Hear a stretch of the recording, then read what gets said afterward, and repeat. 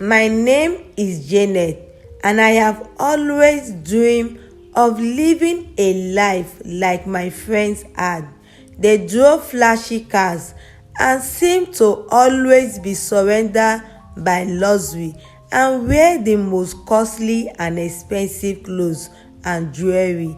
It was the kind of life I envied, one that was full of success and the freedom to do whatever I wanted. I lived in a modest apartment in Lagos, a city full of bright light and opportunities that I had never been able to achieve anything, and I had never been able to break free from the road of struggle.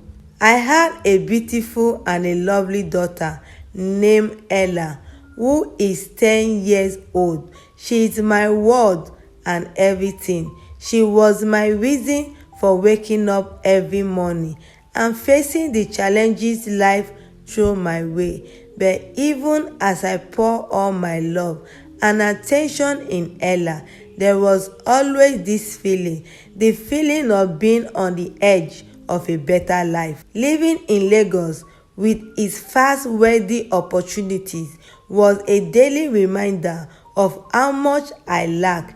Everywhere I look, I saw people who seemed to have it all: perfect homes, perfect lives, and yet here I was struggling just to pay rent, to buy Ella the thing she needed, and to keep food on the table.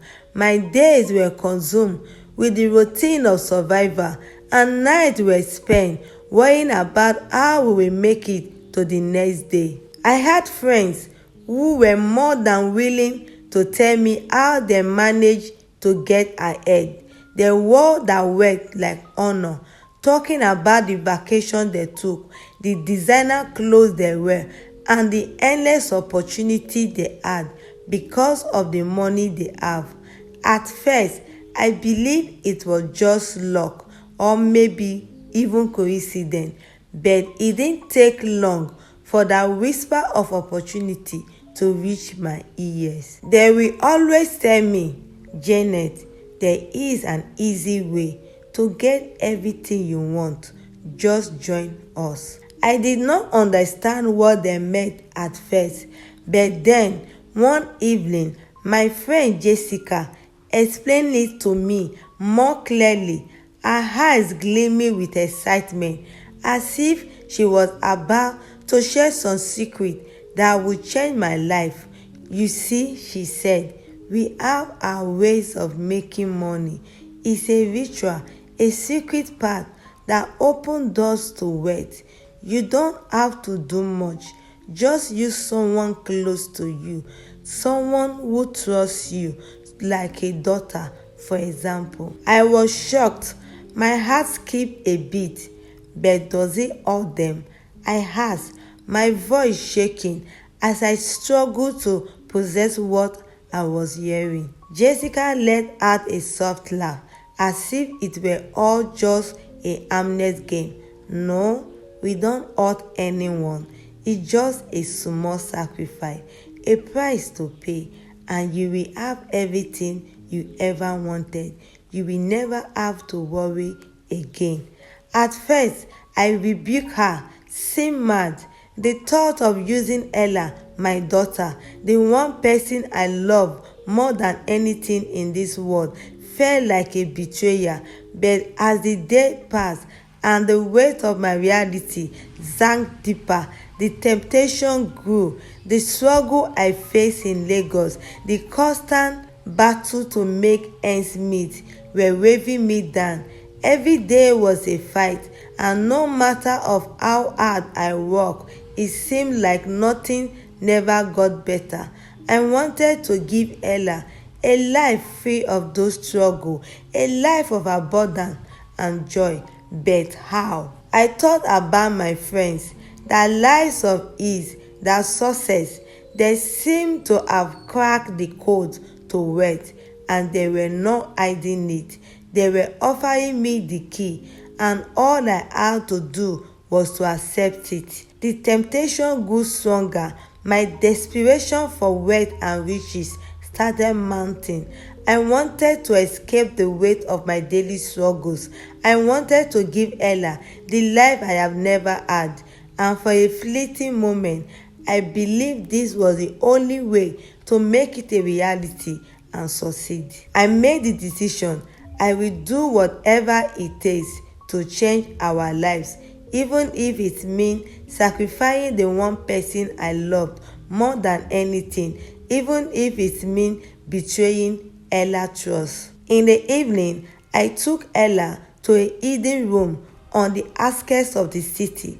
It was a place I had never been before, filled with candles and strange symbols, creating an atmosphere of mystery. I told Ella it was just a small ritual, something that would bring us luck, a tradition I've learned from my friends. She didn't question me, trusting me completely. She didn't know what I was about to do. As I began the ritual, a cold sense of death settled deep in my chest. I have never been one to believe in this thing, but the moment I uttered the words, something shifted. I felt the weight of my decision bearing down on me. Ella, who had always been my source of joy, was caught in something I never should have involved her in. Her trusting eye looked up at me, waiting for reassurance, but I couldn't offer it. I was too far gone. The room was heavy with a strange energy. The flickering candle casting long shadow across the wall. Ella did not understand what was happening, but I knew exactly what I have set into motion. The thought of wealth, of all the things I could give her, of all the things I could finally have, kept pushing me forward. But just as the ritual reached its peak, something unexpected happened. The door slammed open and a man entered, a stranger dressed in a long coat. His presence was commanding and his voice was steady but filled with authority. "Stop!" he called, his words cutting through the air like a blade.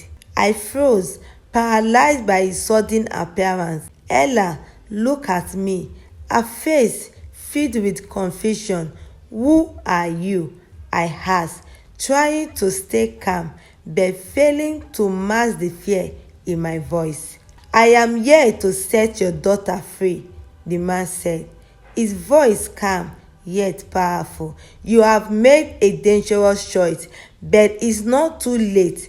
You cannot use someone you love for your own selfish gain." His words struck me like a blow to the chest. I wanted to argue, to chase him away, but the weight of what I have done hit me all at once. Ella looked up at me, fear now clouding her trusting eyes. The realization hit me like a wave. What have I done? The man, who is a stranger, is a pastor who lived in the next compound and overheard the discussion between me and my friend Jessica, and since then he has been secretly following and monitoring every of my moves. Then he began to pray, and as he did, the atmosphere in the room shifted, the candle flickered violently, and the air grew thicker with a strange otherworldly energy. I could feel the presence of something powerful, something that made my skin cool. I wanted to stop him, but deep down, I knew this was my reckoning. The ritual I had so eagerly embraced was now unveiling, and I felt it all slipping away. The promises of wealth, the life I thought I could finally have, it all vanished in that moment. The man prayed louder, and the room began to shake, and then, just as suddenly as he had arrived, the ritual was broken. The man left, taking Ella with him, and I was left alone in the dim room, surrounded by the remnants of the candle and symbols. I was alone.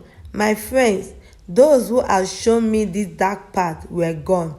leaving me with nothing but guilt and regret. The life I had dreamed of was never meant to be mine, but worse than losing the material wealth I had so desperately craved for, I had lost Ella's trust. The pain of losing her love, the bond we had shared, was far worse than any riches. That night, I learned a painful lesson. No amount of wealth is worth the cost of love, trust, and family. In my pursuit of wealth, I had sacrificed the most important thing in my life.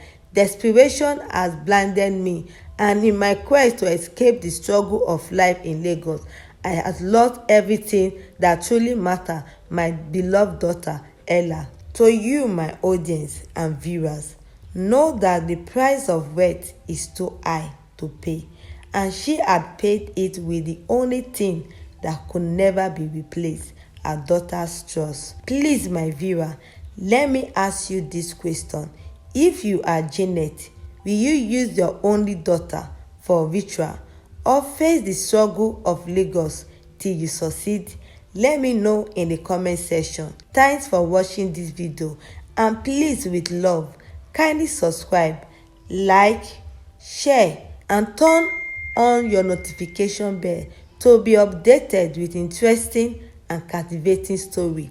Bye for now, and see you next time.